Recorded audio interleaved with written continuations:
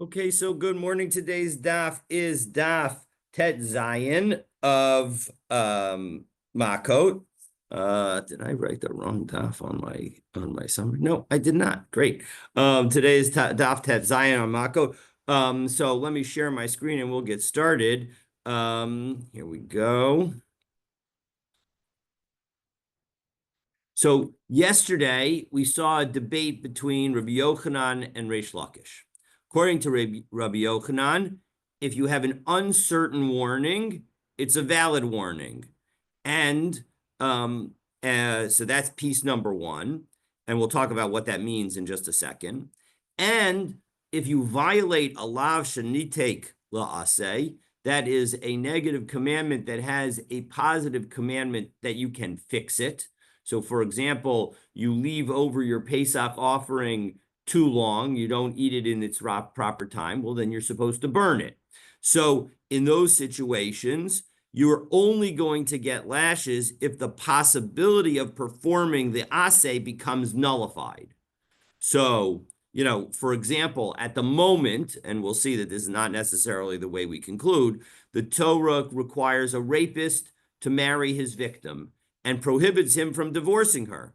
So the Torah also requires the rapist to remarry her if he does divorce her. So that provides a positive commandment to repair the violation of a negative commandment. The negative commandment being not to divorce her, and the positive commandment is that you have to remarry her. Yeah. So if the rapist were warned not to divorce his wife, this would be an uncertain warning because, according to Rabbi Yochanan, because at the moment he does the divorce, it's not clear that he's liable, because until he does something that prevents himself from taking her back, it's not going to be it's still going to be a lav shenitek la'aseh, and therefore he's not going to be subject to lashes, and therefore the threat of lashes in the warning that was given to him is uncertain because it's not clear whether it will happen or not.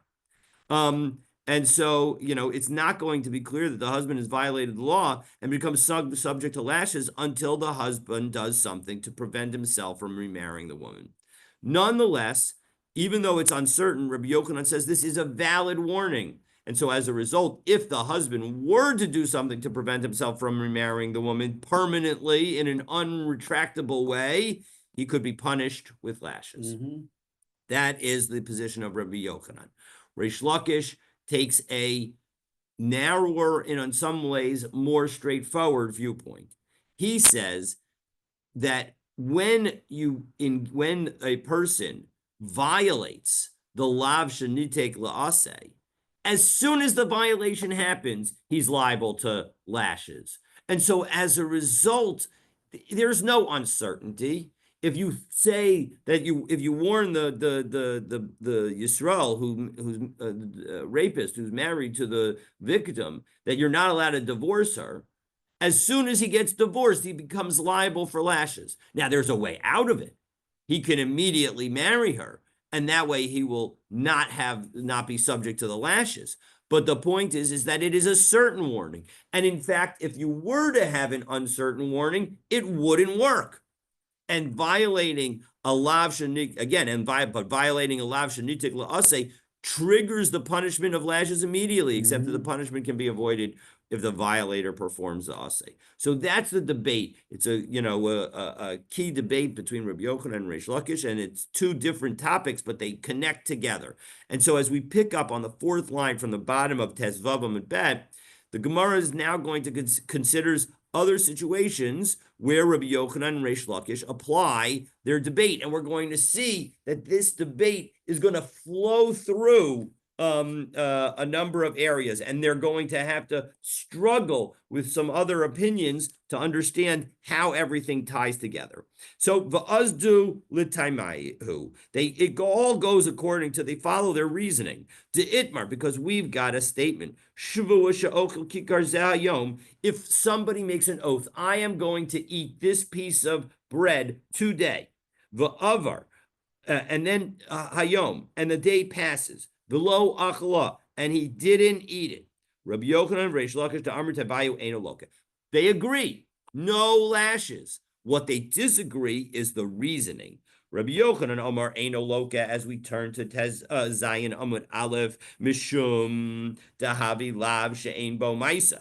That the reason, according to Rabbi Yochanan, that there's not going to be any lashes is because there's no action. Because what do you, and according to Rabbi Yochanan, no action means no lashes.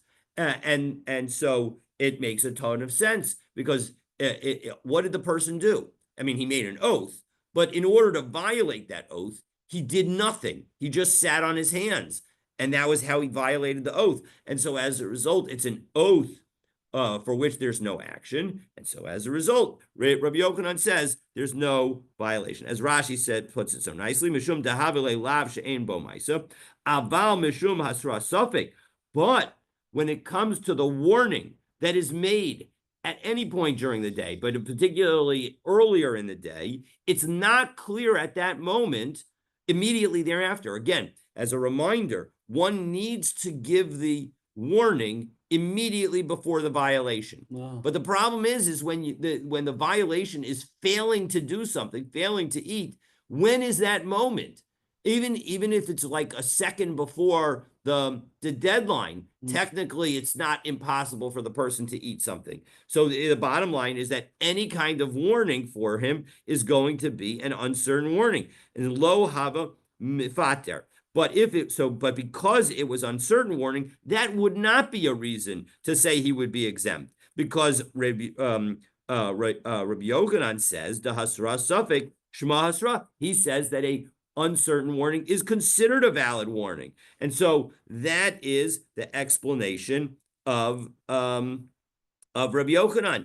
V'kol lav she'ein bo ma'isa ein lokin alav. As we finish up on the end of the first line, beginning of the second line of Tezayin Amud Aleph.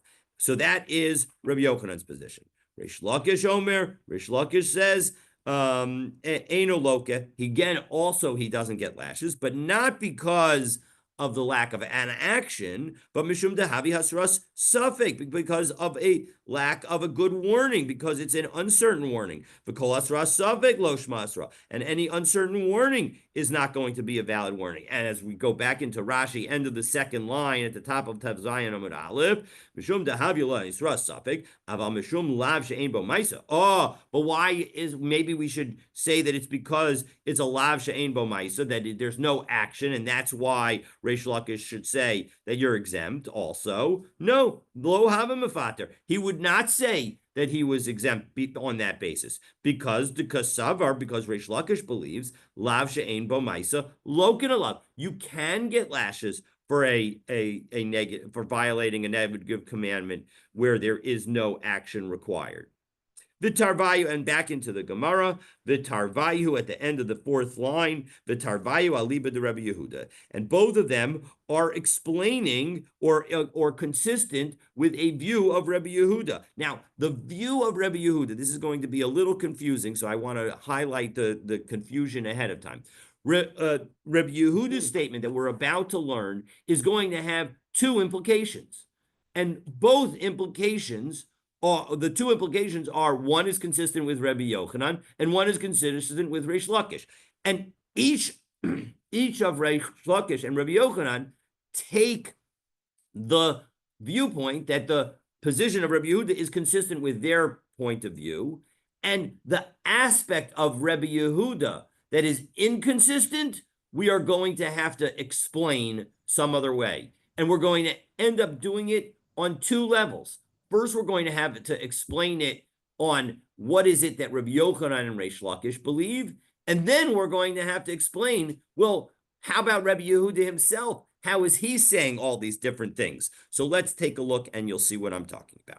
So, Titania, lo v'lo mimenu ad boker v'anos mimenu ad boker. This is all about Korban Pesach. So, given that Pesach was this past week, we can say that this is a nice Daf Yomi coincidence, and you should leave over from it. You shall not leave over from it until the morning, and whatever you leave over, it needs to be burned. Although those are not the words in the Gemara, ad boker. What ends, or the next words in the pasuk are that you have to be'esh tisrofu, you need to have to burn it in fire. So ba'agaz of litain ase acher lo tase. So this pasuk gives us a positive commandment after a negative commandment. Lomar she'ein lokin alav, which is telling us that you do not get lashes. Divrei Rebbe Yehuda. That's what Rebbe Yehuda says. So what is the implication? So Rabbi Yochanan daik hachi, and so Rabbi Yochanan infers the following.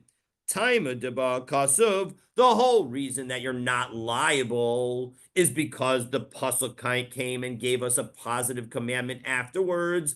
But if there hadn't been a positive commandment afterwards, you would have been liable. Hello, ba'akasav loka. Then if you wouldn't, you would not. You would be liable. But when second, alma hasra suffix shma hasra, that shows that an uncertain warning, because there is no moment that you can give the warning where it's a certainty that the next moment the person will have violated. Reish Lakish, and so as a result, that's how Rabbi Yochanan says, doesn't this show that an uncertain warning is a valid warning? The Reish Lakish Dayakachi, and Reish Lakish infers the following: Time of Daba Kasav. Again, the reason that you're exempt is because the pasuk came and gave us a positive commandment thereafter. Well, lo ba'akasav, if the pasuk had not done so, loka, you would get lashes. So alma lav she'ein bo ma'isa lokin alav. This shows that you get lashes for a prohibition that does not involve an action. So the bottom line is that we see that both Rabbi Yochanan and Reish Lakish derive for themselves their main principle. For Reish Lakish, it's that you can get lashes for a no action violation, and for Rabbi Yochanan, it's that an uncertain warning is a valid warning. So Rabbi Shimon ben Lakish nami havadei hasra safek hu. So we're going to now go in both directions. So the first question we're asking is on Reish Lakish. Why does it? It's certainly true, right? It's certainly true. He's agreeing that the fundamental aspect of how this person would get warned, according to Rabbi Yehuda, is an uncertain warning. And he agrees that without the pasuk, you would have a requirement of lashes. So the point is that it would seem shouldn't, and on some level, the Gemara is going to be fundamentally asking, shouldn't we learn both that Rabbi Yochanan and Reish Lakish are correct, that namely that an uncertain warning is a valid warning and that no action is required to be liable? And the answer, it may very well be that is the opinion of Rabbi Yehuda, but that's not the opinion of either Reish Lakish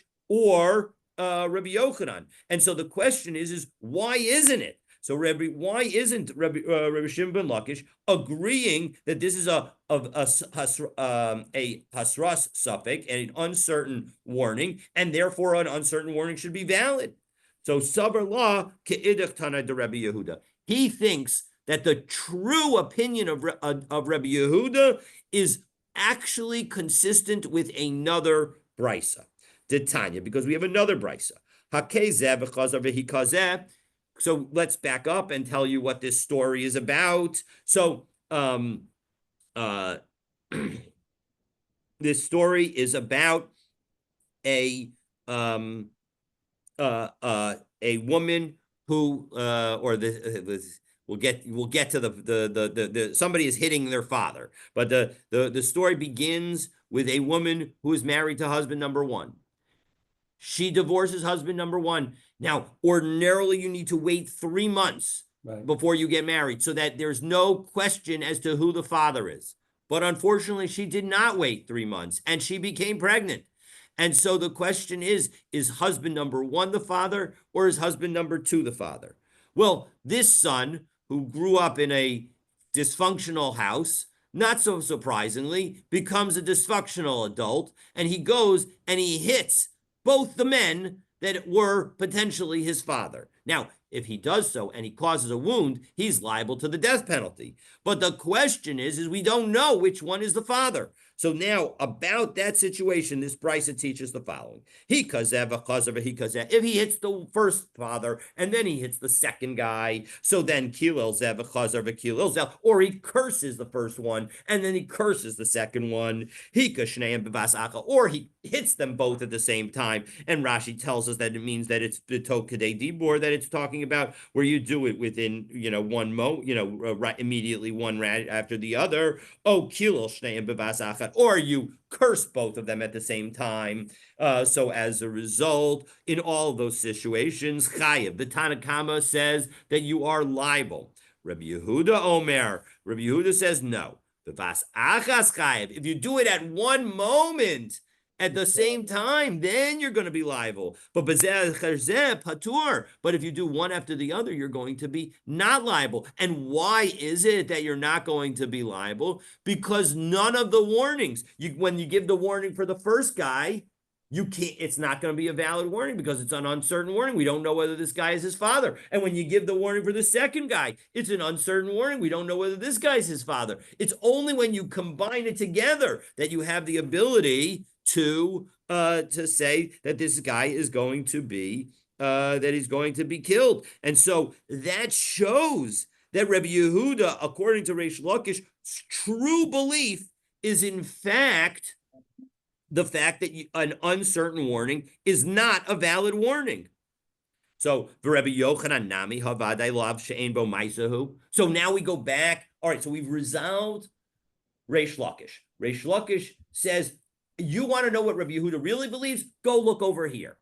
Okay, so and that's the one that I'm consistent with. Meaning, over there he says a hasra safek is not a valid hasra. Over here, in connection with Pesach, it's clear that a lav she'ein bo maisa is subject to lashes, and so I'm going to say lav she'ein bo maisa is subject to lashes, and hasra safek is not a valid hasra. Rabbi Yochanan, Nami Havadei Lav She'en Bo Maisahu. So now going back to the Pesach situation, it's a Lav She'en Bo Maisa. He did nothing, and that's how he's going to be liable for leaving over the Korban Pesach. And yet he's supposed to, if it weren't for the fact that the Torah tells us a positive commandment, according to Rabbi Yehuda, he would be subject to lashes. So doesn't this show that a Lav She'en Bo Maisa should also be subject to lashes? So Savrala, Ki Hadar Amar Rav Idi Bari Avin, Amar Rav Amram, Amar Rabbi Yitzchak, Amar Rabbi Yochanan. The following statement that we're going to see in just a moment, that's how Rabbi Yochanan believes. And of course, it makes sense that this is how Rabbi Yochanan believes because it's said in his name. So Rabbi Yehuda Omer, Mishum Rabbi Yossi Aglili, Rabbi Yehuda said in the name of Rabbi Yossi Aglili, Kolo Saseh Torah. Every negative commandment in the Torah, Lav sheyesh bo ma'isa loken alav, if you have an action, you're going to get lashes. Lav she'ein bo ma'isa, ein loken alav. If there's no action, you're not going to get lashes. But chutz min hanishba, swearing falsly, umeimir, if you substitute one animal for another. So if you set aside this animal as a korban pesach, and then you say, you know what? I want to move that holiness from this animal to a different animal. It doesn't work. And both animals end up being holy for the purpose that you created. I'm not sure that that works for Pesach, but it certainly works for other kinds of korbanot. So we'll say it's an ola instead of a korban Pesach. In any event, so that's umeimir. And if you use God's name to curse somebody. So in all these three things, your action. And by the way, when we say swear falsely, we're talking about where you swear that X happened when it didn't happen. So the moment that you make the oath, that's the moment of the violation that we're talking about. And in all three situations, the only thing you do is talk. And as we've seen in connection with, for example, the Edom Zomamin that we saw as we began Maseches Makkos, we are going to say, that talking is not considered an action. So in all three situations, Rabbi Yehuda says these are the only exceptions. Rabbi Yehuda in the name of Rabbi Yossi Aglili, these are the only three that don't have that a person gets malchus. Otherwise, you don't get malchus. And so as a result, the Korban Pesach would, well, of course, the Korban Pesach is not on this list because it's a lav shenitek la'aseh in the end, as it's written. But the situation in connection with, I swear I'm going to eat this piece of bread today, and then I don't eat that piece of bread, that isn't on this list. That's not the kind of oath that we're talking about. That's not on the list. And so as a result, at the end of the day, Rabbi Yochanan would say, listen, I agree with the aspect of Rabbi Yehuda that says that an uncertain warning is a valid warning, but I disagree with the implication that Reish Lakish is taking away from Rabbi Yehuda in the Korban Pesach, that and that no action is required, because Rabbi Yehuda said somewhere else a statement in the name of Rabbi Yossi Aglili that I believe is correct, which is that there are only 3 exceptions to the rule, and that we don't generally say that a lav she'ein bo ma'isa is going to get lashes. So, but kasha de Rabbi Yehuda de Rabbi Yehuda. But now we have 3 Rabbi Yehuda statements. We have the statement of Rabbi Yehuda in connection with Pesach, and in that context, we have a problem for we have a problem for Reish Lakish, because what about the statement of Rabbi Yehuda in connection with the hitting of the father? Because after all, in the statement in connection with Korban Pesach, it seems like an uncertain warning is going to be a good warning. But in the statement with connection with hitting a father, and it's clear that an uncertain warning is not a good warning. So how do we square that circle, or circle that square? So Ilu Rabbi Shimon ben Lakish, Trey Tanai Liba de Rabbi Yehuda. So we just have to say that that although the statements are both by Rabbi Yehuda, there's a disagreement by 2 different Tanaim who are quoting Rabbi Yehuda, even though the Gemara doesn't necessarily quote them by name, and that this is 2 different views of what Rabbi Yehuda would say. And Ilu Rabbi Yochanan, well, what was the problem for Rabbi Yochanan? The problem for Rabbi Yochanan is that when it comes to the statement in connection with Korban Pesach, there's an implication that a lav she'ein bo ma'isa is considered, is subject to lashes. But when it comes to his statement that he makes in the name of Rabbi Yossi Aglili, it's clear that a lav she'ein bo ma'isa does not get lashes, with the only 3 exceptions. So either Rabbi Yochanan lo kasha. So Rabbi Yochanan will say that it's no problem, because again, Hadidei, Rabbi. No, remember Rabbi Yehuda's second statement in connection with the fact that there are cases where there is no action that you're going to get lashes, and there are only 3 exceptions.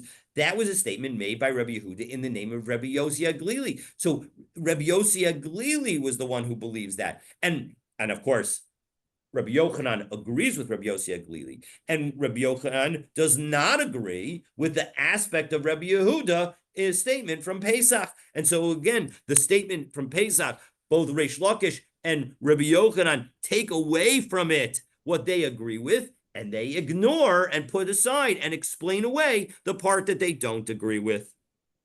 Okay, so now the Gemara is going to quote a Mishnah. What does Rabbi Yochanan do with the case where the person hit 2 people simultaneously? Does he say the person is chayav loka or not? So he does not hold of that Rabbi Yehuda, and so as a result, he would disagree. He would take the position of the Chachamim, of the Tanakama in that Brisa, and say that the Tanakama is accurate, that it doesn't make a difference whether you do one after the other or both at the same time. You're still going to be liable. So he would say that he's chayav. So yes, he would say. So that's a let's see, on what basis does he say he's chayav? Because a suffix is a valid hasra. Oh, because of the hatra, suffix is a valid hasra, exactly. And so he holds that throughout, regardless of the situation. Correct. And then in all those cases, the person would receive correct. Receive the Makkot. Right, the Makkot. Yeah. Okay, so we're going to now quote a Mishnah in Chulin. The Mishnah actually, although its main location is in Chulin, it's also going to come up in tomorrow. We're going to where that relates to another prohibition that may in fact be a lav shenitik la'aseh, and let's take a look. You Tanan mentioned the Hasan. other thing. Well, just one aside. You mentioned the story of the bread. He's not going to eat this bread Yes, versus, the and oath that's that they both agree about that versus you're not going to. the other oaths that would be exceptions where the one would not get Makkot, right? Right. So So that would. so the Gemara in Nadarim makes a distinction between Shavua, which is a chal on the Gavra, versus Neder, which is chal on the Chayfetz. So this would that be valid here? Because the one on the bread is a Chayfetz, and the one on the speaking to someone is saying something is on the Gavra. Could that? I mean, I'm just No, no, thinking. no. I think you don't both remember both can be it can be both. And here we're talking about where the person is making a commitment to eat this piece of bread. I don't know that whether that's necessarily only on the chayfetz and not on the gabra because there's a gabra component to it. But the good news is that we are only a week or so away from beginning Maseches Shavuos. That's our next Maseches, and that will be where we will discuss it. You know, the joke, of course, is that we're going to be discussing Maseches Shavuos as we come into the holiday of Shavuos, but they have nothing to do with each other. Meaning, the holiday of Shavuos is about the word weeks. The Shavuot, weeks, whereas the holiday of the Maseches of Shavuos is about oaths. So in any event, the What I'm bottom saying line. here is the bread is a chayfetz, Yes, and I understand that the bread is a chayfetz, so but there's that the does not difference mean between. that just because the person says that we're going to again get back into that, and I'm not in the sugya at the moment, but just because a chayfetz is involved in a shvuah does not mean that the shvuah is not a shvuah. It just depends on how the wording of the shvuah is, Right, exactly. and They that's what I'm talks about saying. korban, Exactly. but the Gemara there says that they make a distinction between the shavua and a neder, where in general the Yes, yes, I shavua falls understand that, on the but person, that's not whereas what our topic is at the moment. So I'm sorry. I'm just We wondering gotta if move on. that is a distinction here. That's all. I this is talking about Shvuot. So I don't want to say what would happen if it was a neder, but this is definitely talking about Shvuot as opposed to nedarim.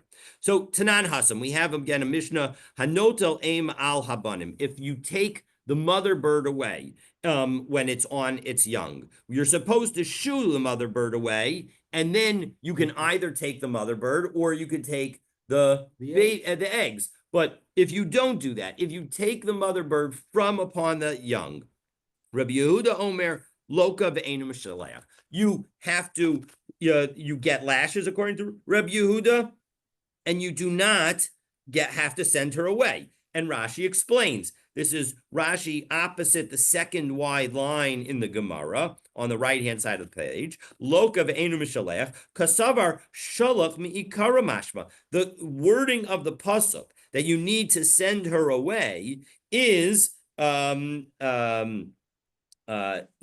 is based on the word shalach, and that implies that you're going to send her away from the beginning. Lo tikacha aim ela shalchena kodam likicha. So you have to send her away before you take her. Va'aval gav t'ksiv basar lo tikach. Even though it says don't to send her away after it references the sending away after it uses the words lo tikach. Lav la memra de im lakachta shalach. It doesn't mean that if you do take her, you send her away. And that makes it into some kind of positive commandment that fixes the negative commandment, or the negative commandment that could be fixed by a positive commandment. This is really a lav that has an aseh ahead of it. You're first supposed to send her away, and then if you don't, you're going to get lashes. The Chachamim no. Mishaleach ve'eno loket. The Chachamim say no, the exact opposite. You can send her away and not get lashes, because according to the Chachamim, they say no. The fact that it was references sending away only after it says don't take her, it tells you that if you do take her, you can send her away. Ze'akal kol mitzvat lo saseh sheyesh ba kumaseh ein chayavin aleha. And that is very consistent. They think this bottom line, this is a lav shenitik la'aseh, and therefore you're not going to be liable. So, Rabbi Yochanan, ein lanu ela zot va'od acheret. So that Rabbi Yochanan then says that there are only two kinds of commandments that are like this. Now, what exactly does he mean by that? Let's take a look at Rashi. Rabbi Yochanan, anu ein lanu, and this is the 1, 2, 3, 4, 5 from the bottom of the narrow lines in Rashi. It's 10 lines up, 9 lines up in the narrow lines. Rabbi Yochanan ein anu ein lanu. Kolomar mishaleach that the ein aloka, that in fact he agrees with the Chachamim's viewpoint that you can send away this mother bird and not get lashes. V'ha lo shalach, but if you don't send her away, loka, then you will get lashes. For Rabbi Yochanan, bitlu v'lo bitla islu. Now remember, Rabbi Yochanan's position is that you have to nullify it. Well, how can you nullify the possibility of sending away the mother bird? Very easily, you kill it. Well, once you kill it, you can no longer send it away. Umash malei mishaleach de katani mishaleach lekishayirtza. And the sending away is you can send it away as long as you want to. You don't have to send it away immediately. Ve'ein aloka. And you will therefore not get lashes. Ve'emasai hu loka. So when will he get lashes? L'kisha yehargena, if he actually goes ahead and kills it. And thereby he will have nullified the positive commandment that he could do biyadayim, with his hands. He will have taken an action, because again, Rabbi Yochanan says you need to have an action, and Rabbi Yochanan says that you need to be nullifying it in order to be subject to the liability of 4 lashes. Behind the kamar. Ein anu, ein lanu. And now when Rabbi Yochanan says that we only have this one and another, Kolomar, afal gav katani misnisin zaklal, even though the Mishnah said that we have a general rule that any prohibition that has within it a positive commandment, you're not going to be liable for malchus as long as you do the positive commandment. The implication being that if you don't do the positive command, you would be subject to lashes. That every one of those commandments is identical. Lazu anu ein lanu bekulan shaved lazu. That in fact, then when it comes to this, not really. They're not really all comparable. Sheyehe pater hamalkut taloi b'kiyum ha'aseh, because the absence of lashes is dependent on your fulfillment of the positive commandment. Ella bein kiyem, bein lo kiyem patur. But the truth is that it doesn't make a difference whether you immediately fulfill it.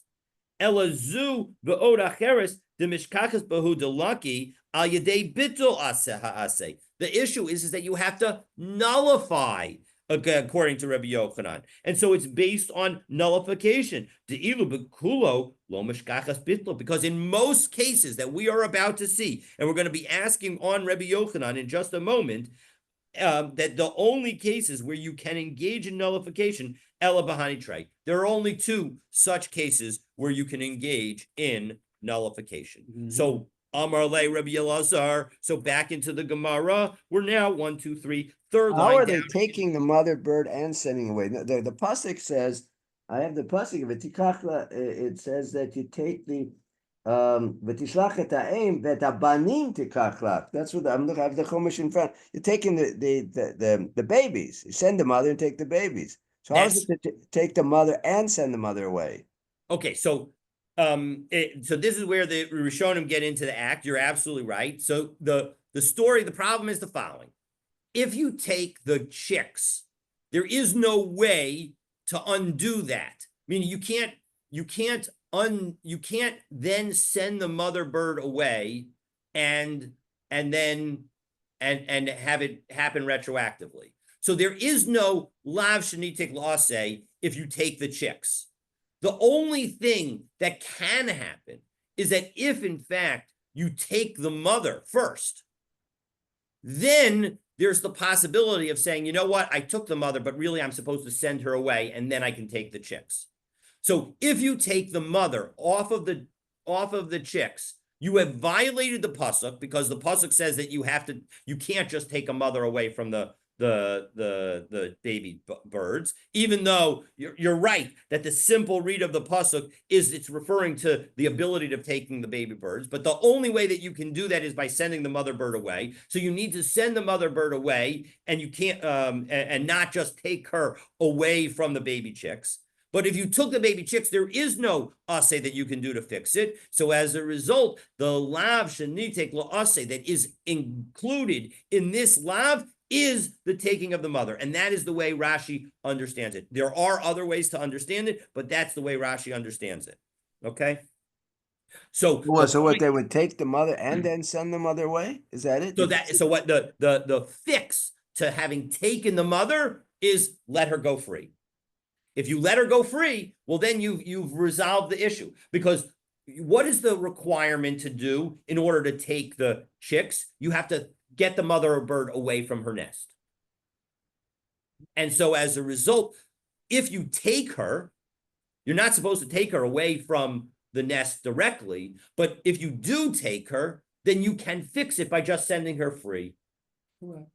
And so that's the process. That's how, again, this is how Rashi understands it. I'm not saying that there aren't other ways to understand it, but that given that it's difficult to fit it in with the other approach, because again, if you're talking about taking the chicks, there's nothing to, once you've taken the chicks and the mother bird's still is now on an empty nest, there's nothing to do. So you could maybe say that you're taking the chicks with the mother, and so as a result, you've got the whole thing together. That also might work, and then you're sending away the mother bird. That may be another way to understand it. But the bottom line is that on some level, that's the case that we're talking about. I don't know about that, because the pasuk clearly says right before that, Lo tikacha aim ala banim. That would suggest you cannot take them together. Yes, no, 100%. That's the violation that you're doing. If the violation that you're doing is taking them together, so then the way you fix it is you've taken them together. So now send away the mother bird, and then you'll be fine again. So the point is that it's not so easy. Is the translation of how we deal with this is not so easy. Mm-hmm. But the question that we're now going to do is Rebbe Lazar is going to ask, so what is this other case that you say that there's this case, namely the sending away the mother bird, and one other. So Amrle Rebbe Lazar, this is middle of the third wide line on Tet Zayin Amud Aleph. Heicha, what's the case? Amrle L'chitish Tashkach, go and you'll find it. So Nafak Le V'ashkach, he went and he found it. The Tanya, because we have the following brisa that we saw yesterday. Onus shegeresh, if you have a rapist who divorces his victim that he's not allowed to do, im Yisrael who, if he's Yisrael, machzer ve'eno loka, he can take her back. Im Kohen who, and he won't get lashes. Im Kohen who, but if he's a Kohen, loka ve'eno machzer, he's going to get lashes because he can't take her back. So hanika laman tani kimu velo kimu. So 1 second. It works according to the viewpoint, which happens to be Reish Lakish's viewpoint and not Rabbi Yochanan's viewpoint. But it works according to the viewpoint when we say that you're going to get lashes. That this is a case where if you don't fulfill it right away, so then you'll get lashes. But lamanda tani bitlu velo bitlu. But when you say that the fact that that when it comes to a lav shenitek la'aseh, that the only time you're going to get lashes is if you nullify the positive commandment. So bishla b'gavi shluach hakain, I understand how you could nullify the sending away of the mother bird. Mishkachas law, you could find it because you could kill the mother bird. Ella ones, but when it comes to the rapist case, bitlu velo bitlu, heichi mishkachas law, how are you going to find it? Now because we've learned Rashi yesterday, we already know the answer is going to be a shavua. But let's take a look. Idekadla, because the first possibility is, well, maybe you'll kill her. Well, if you kill her, then you're going to be liable to a greater penalty. And again, if you're not involved in the nullification, if she just dies, that's not on you. That's just on the way it worked out. So Amar Rav Shimi Mochoza, so Rav Shimi from Mochoza says, Kigon Shekibila kedushin mi'acher. Maybe the husband accepts on her behalf a marriage from some other man.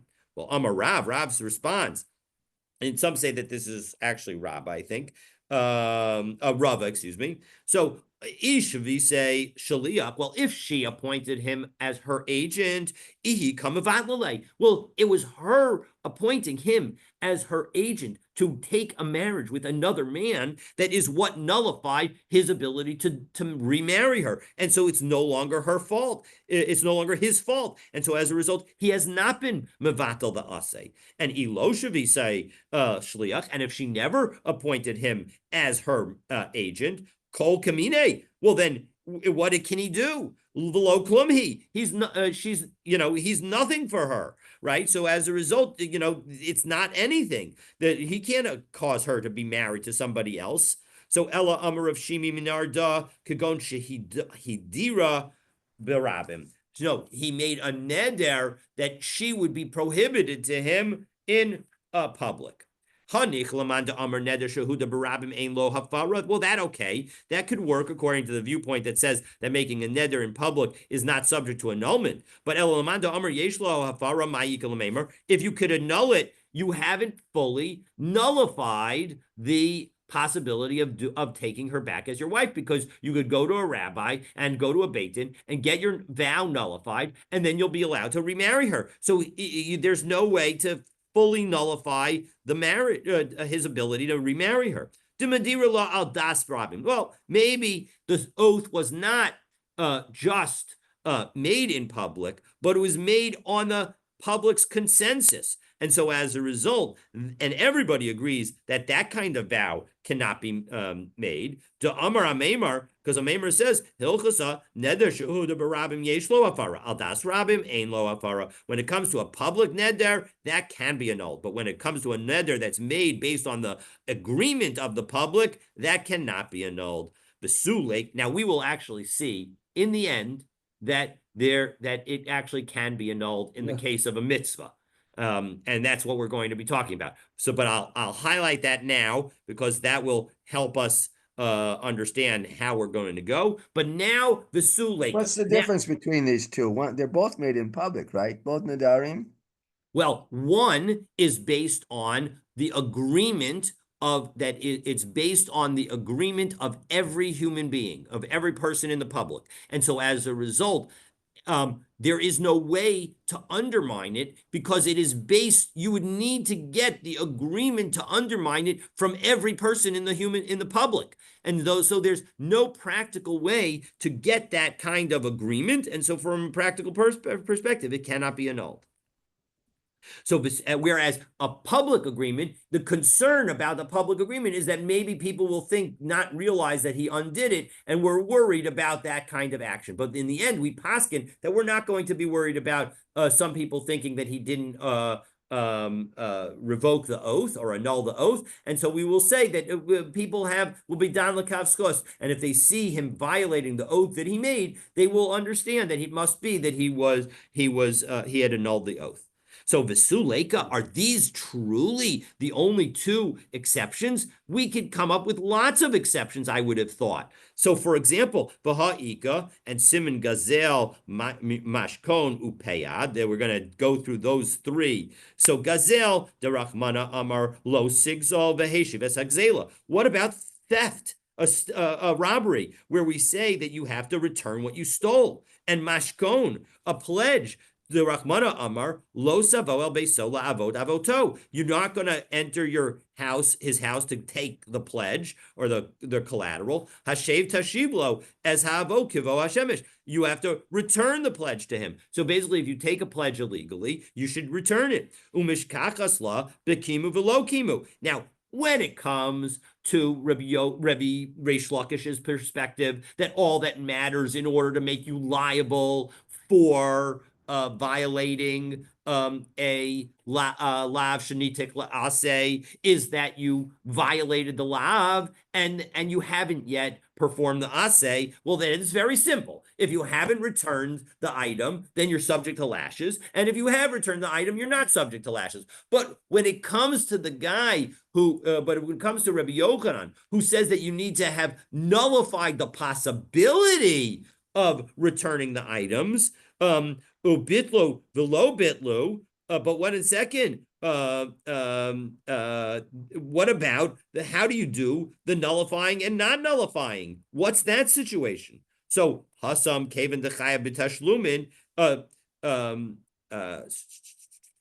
No, I'm sorry. At this moment, we're saying ubitlu velo bitlu, and we can imagine very easily a case of nullification. What's the case of nullification? The Rashi tells us.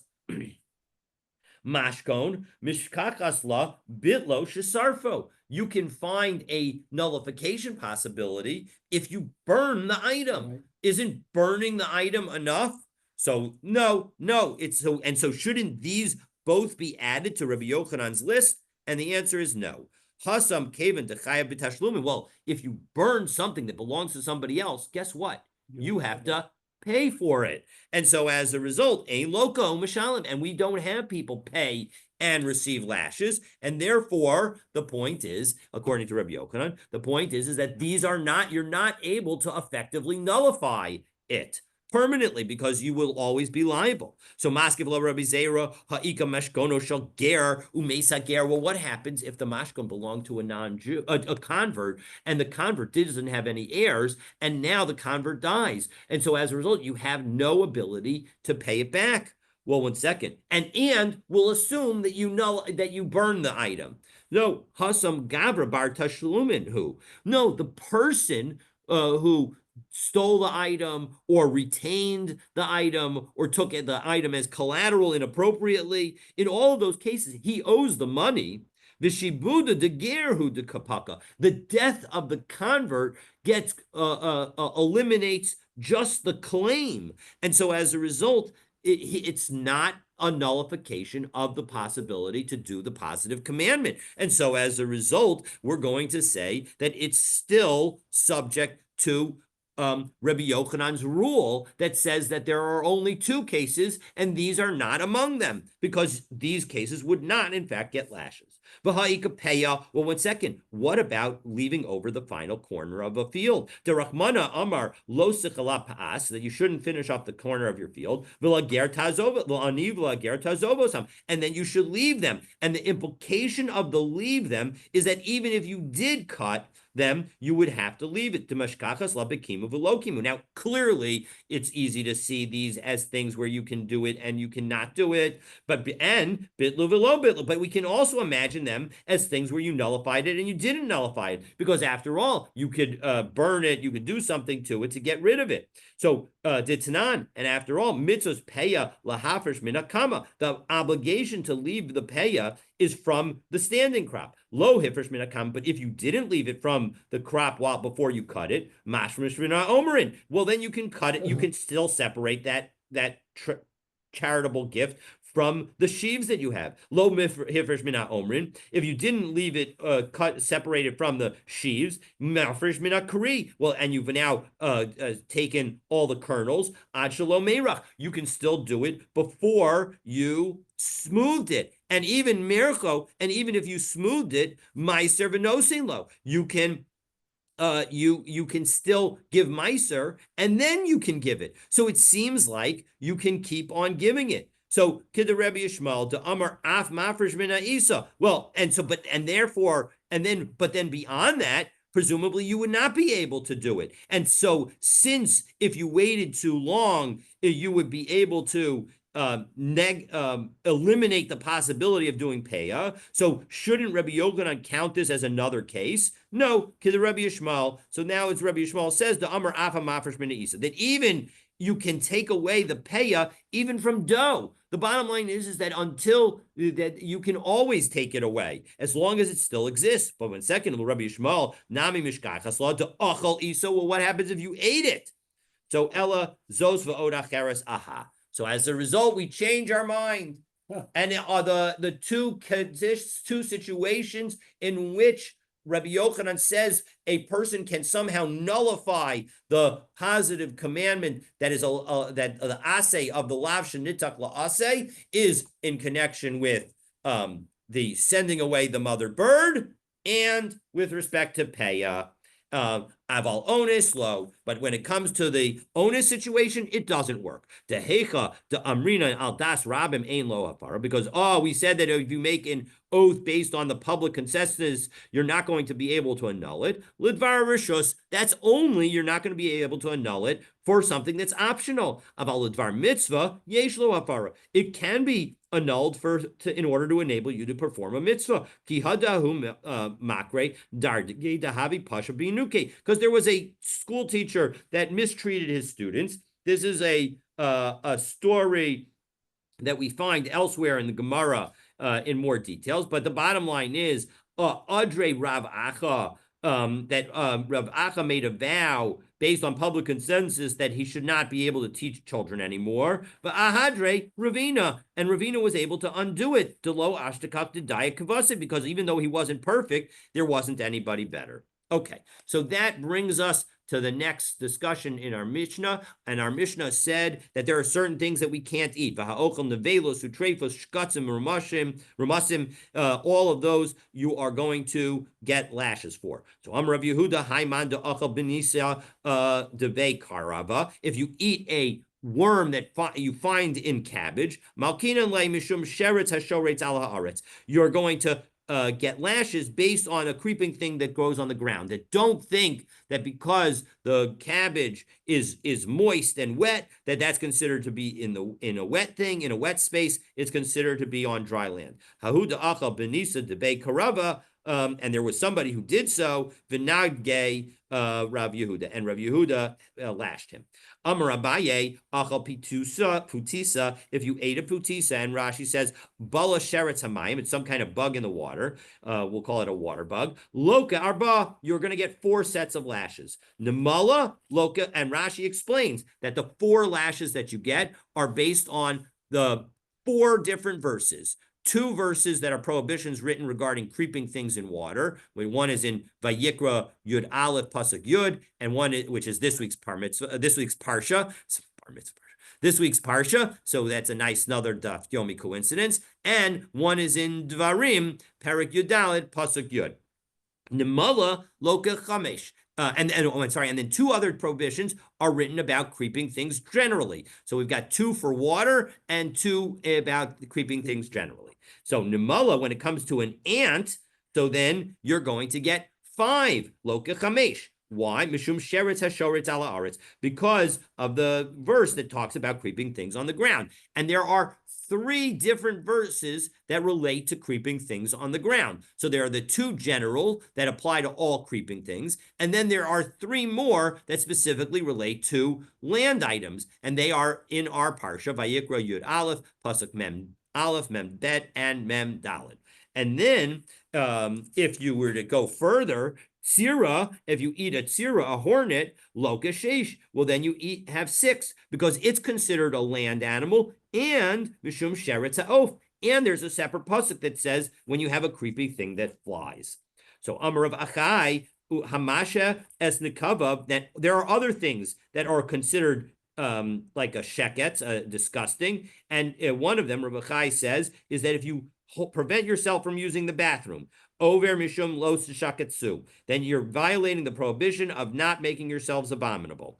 Amar Rav Bivi bar Abaye, and Rav Bivi says, Hai man deshasi bekarna de umuna, and if you drink from a bloodletter's tube, namely you do stuff that is very disgusting, so then ka'avar mishum lo tishaketsu, you're also violating it. Back to our discussion of bugs. Amarav Baravuna, Risek Tisha Nimalim. If you smash 9 ants, Behavi Echad Chai Behishliman Lekzayas, and you bring one live one that was, or one whole one that is the size that makes the whole mixture a size of an olive, lo kashesh, you get 6. Chamesh mishum piria, you get 5 because of the one whole ant.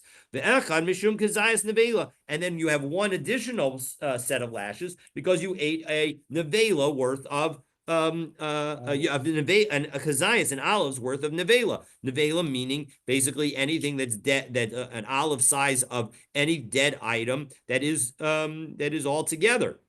So Rava Amar, Rabbi Yochanan, and Rava said, and some people say this should actually be Rabba, according to the Masoret Shas, afilu shnayim v'hu. It could be even 2 mashed ants along with that one whole ant. Rabbi Yosef Amar afilu echad v'hu, and it could even be 1. V'lo pligi, and none of these people are actually arguing about, because haba rav rave v'haba zutre, in a sort of a very appetizing way. One is talking about very large ants, and one is talking about very small ants. So if you have to get to an olive-sized mixture, you need to have a lot more small ants into that mixture than you have big ants into that mixture. So we will pause there, and we will turn next to Tebel and Meiser Rishon, from which Trumas Meiser has not been taken.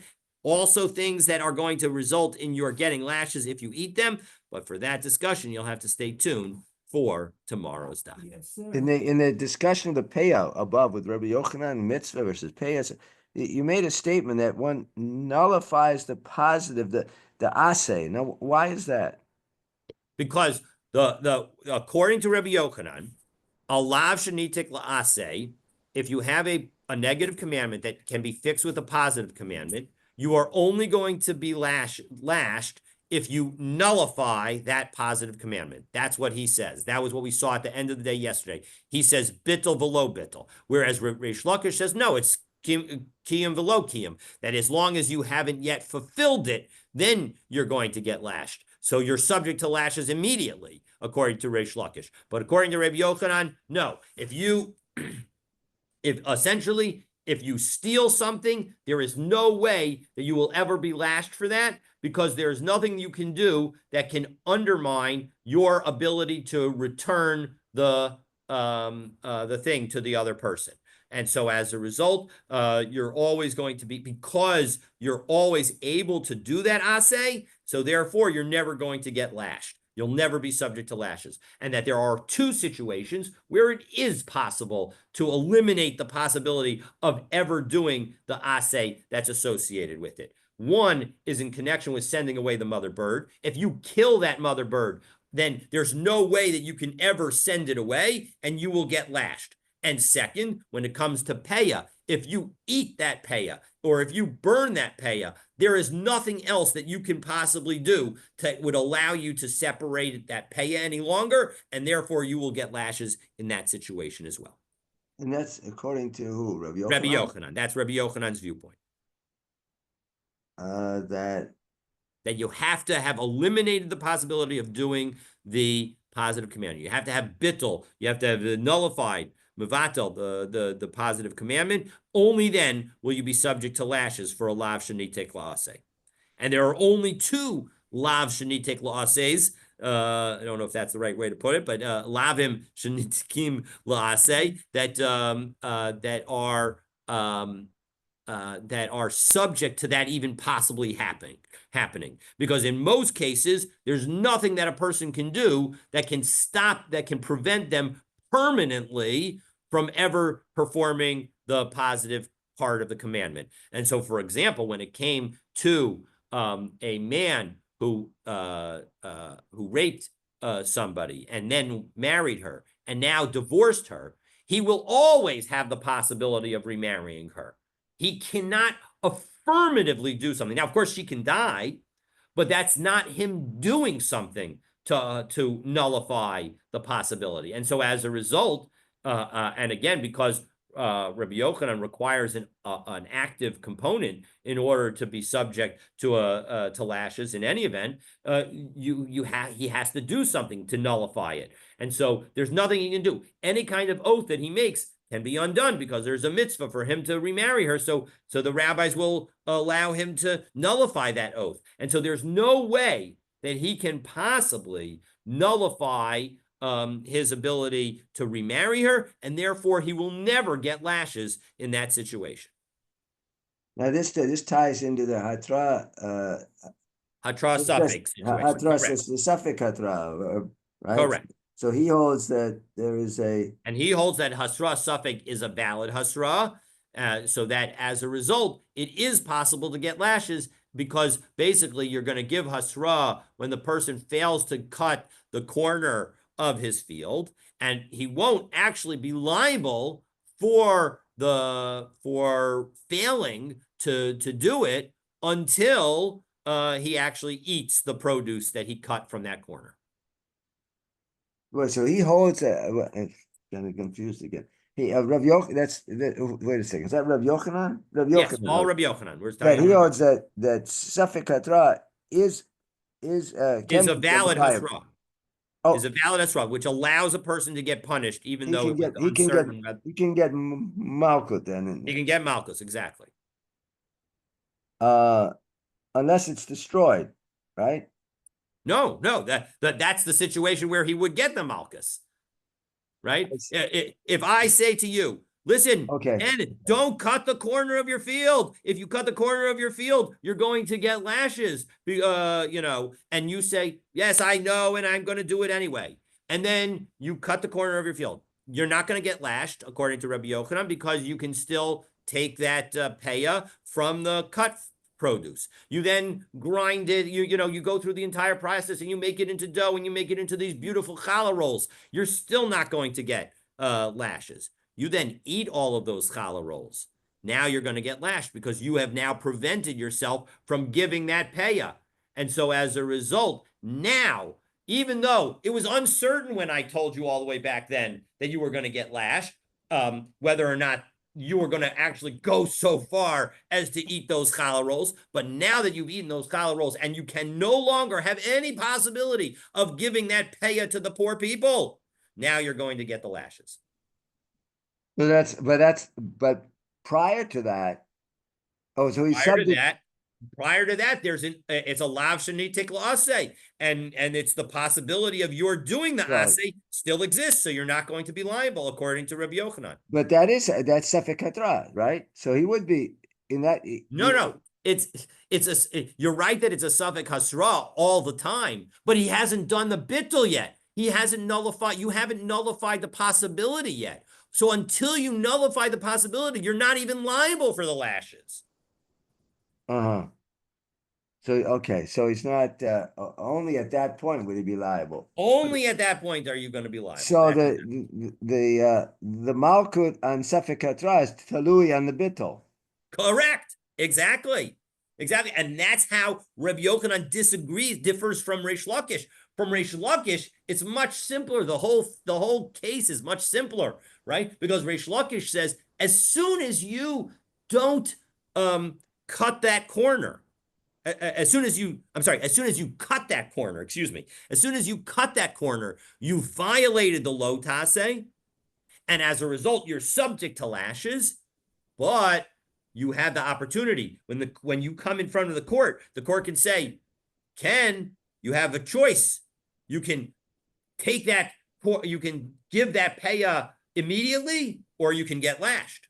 But you're subject to lashes right now. But we're going to give you a way out because it's a lav shenitik la'aseh. And that's how Reish Lakish views it. And so as a result, when I warn you in that situation that you're subject to lashes if you cut this corner, as soon as you cut it, as soon as you finish the cutting of that entire corner and you don't leave anything behind, you're subject to lashes. And so it's a valid, it's not a hasra suffix, it's a hasra. So isn't that a vade hatra? Yes, that's a hasras vandai, because as soon as I'm going to warn you a moment before you cut that last ear of grain. And as soon as I say it, you say, yes, and even so, and then you cut it. As that you're liable at that exact moment, you're liable for lashes. Now, again, there's a way that you can get out of it by doing the aseh of giving the paya from the cut grain or whatever it is that you have left. But according to Reish Lakish, that's the way we understand this whole scope. And so as a result, it's not a hasras suffix, it's a hasras vadai. and you're liable immediately, and you can just get out of the liability. But Rabbi Yochanan views it completely differently. It's the bittul that makes you liable. And only once you've nullified the possibility are you going to be liable. And because that's not going to happen for a long time, the whole thing is a hasra suffix. He therefore needs to say that hasra suffix is a vadai hasra. And it's only, your liability only kicks in when you've eaten those delicious challah rolls and you've not given them to the tzedakah. You've not given them to the poor people. That's Reish. No, that's Rabbi That's Rabbi Yochanan. Yochanan. It just All seems, right. but even with Reish Lakish, it seems a little bit fair to say that that it's still not, since you always have the possibility to mitaken the Misa, then there's still some aspect of suffix. How he's saying it's a I vadai. hear what you're He's saying, saying but vadai hatra he says vadai, that but it's still something to. He still has that nah, the to way rectify it. the way he views it is you are 100% liable, but we are going to give you an out. And so therefore he doesn't treat that as a stress suffix. I understand your point, but that's not how he views it. He says you're 100% liable, but you have this moment in which we're going to give you a way out, and you can do the assay, and that will be the fix instead. But if you don't do it this moment, when we tell you that you have to do it right now, lashes like that. And therefore, it's considered a vadai, and you're subject to the lashes, and we are just exempting you from the lashes by allowing you to take an action. And maybe the point that you're raising is part of the reason that Rabbi Yochanan chose not to say like Reish Lakish. All right. Have a wonderful, wonderful day, and we're looking forward. We'll again turn to Tevel and Meiser Rishon, from which Trumas Meiser was not taken, God willing, tomorrow. Have a wonderful, wonderful day.